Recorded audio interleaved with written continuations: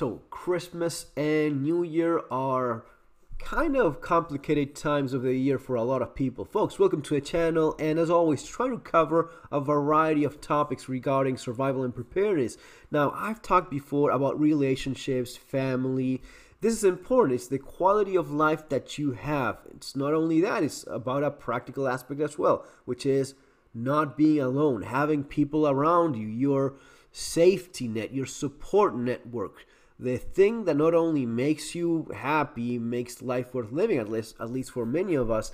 That's the case for those of us that consider a family the most important thing we have in life. But it's also a practical thing of, when things go down and things get rough, having people around you, it's a lot better and a lot easier to overcome that.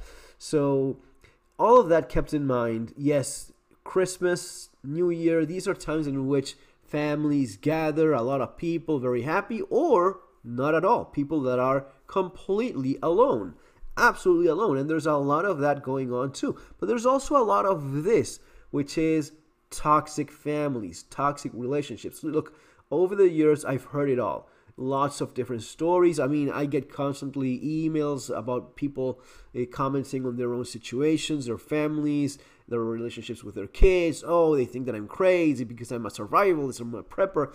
And you end up learning quite a bit about how different realities of different people and how similar they are as well. So as I was saying, there's a lot of people that don't have anyone. They are divorced, not speaking with their kids anymore. Parents are not in the picture or not there at all, and completely alone, solo. Well, in that case, you're looking at, trying times indeed. These holidays seasons tend to be. But here's where you may want to do something you enjoy doing. You may want to go out and find other people that are in your same situation and spend time with them during these holidays days. There's probably something local for you of people that get together, have dinner, or organize something, and it may seem like a little bit, but it's not my real family, not my real friends, so I'd rather be alone. Well, sometimes you may end up getting along great with people that are maybe not all that different from you. Maybe that's the start of something that it may be relationships, friends, or just pals to get along for a while and have a dinner and talk with someone new. A lot better than being really completely on your own. And there's people that I say, I like being on my own. Okay, sure, all the time, always, during Christmas, during New Year. It's kind of rough. And you're not designed to be like that. You're not made to be alone. Human beings are social creatures, in spite of what we may end up thinking at times. And that's always healthier than being completely on your own. Now, you're on your own. You make the best of it, sure. But if you can find people to hang out with, that's going to be probably what I would suggest doing. Now, there's also this. There's also the toxic families, the toxic relationships. And again, I've heard it all. I've heard of people that had parents that had problems with drugs, addiction, alcohol, violence, like real tough domestic violence, people that say they're not speaking with their parents anymore because their dad would beat the crap out of them and their mother would do that too, or just ignore what was going on and left home and never looked back.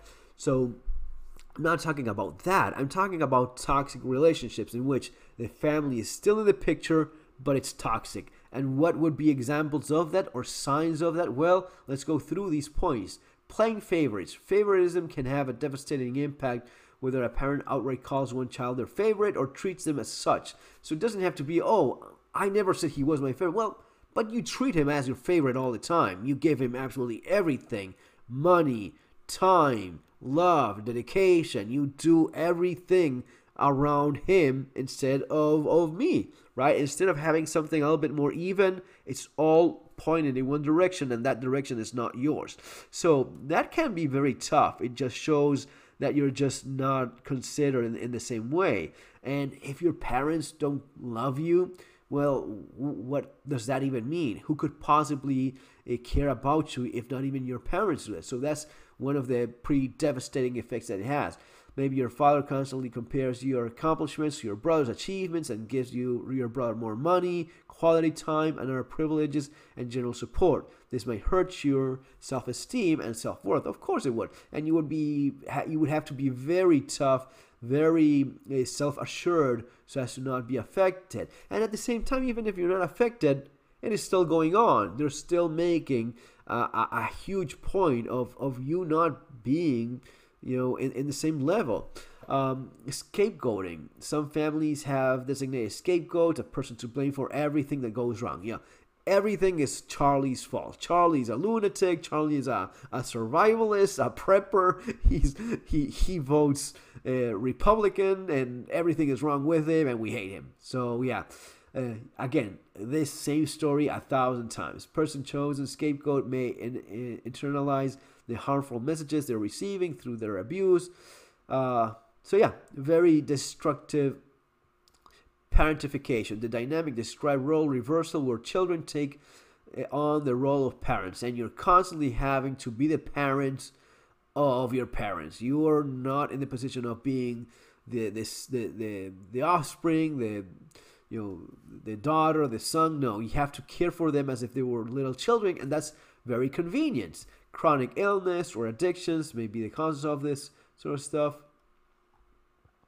Conditional love and affection. When a family member withholds love or affection when you disagree with them, or only offers respect when you behave in a way that's advantageous to them, and that's a form of manipulation, according to Gina Marie Guarino, a licensed mental health counselor.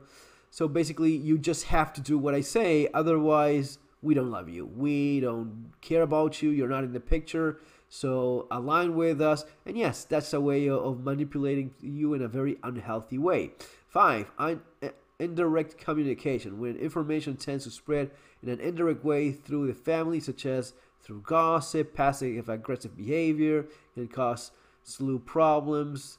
For instance, let's say your sister regularly tells that your mother complains about you every time they talk on the phone. You express anger about this, which your sister then reports back to your mother. Now you and your mother both feel a sense of betrayal, but you still haven't had a direct conversation to resolve. So it's like these, the gossiping and the messages and the, lost in translation thing. It gets to a point where you don't even know if you're arguing with one or the other, because it gets confused in this mess of lost identities. Constant boundary violations. When you clearly and directly communicate your boundaries, but family members continually ignore them, that's another sign of a toxic dynamic. For instance, your sibling might read your diary or your text even after you said the behavior was unacceptable and ask them to respect your privacy. So this sounds like a bit of younger siblings kind of problems, but boundaries may be, how you raise your kids and how they pretend to cross a line and do something that is not their role. For example, as grandparents trying to educate and discipline your kids when it's really not their role. And yes, at times that there may be a little bit of that, but there's always boundaries. It's your grandkids, it's not your children, right? So these are the kind of things that may apply to older people. How to cope, and a bunch of different ideas on how to set things straight. But honestly, when it gets to a point where it is very, very toxic, the only thing you have left is just cut ties and cut your losses and move on with your life.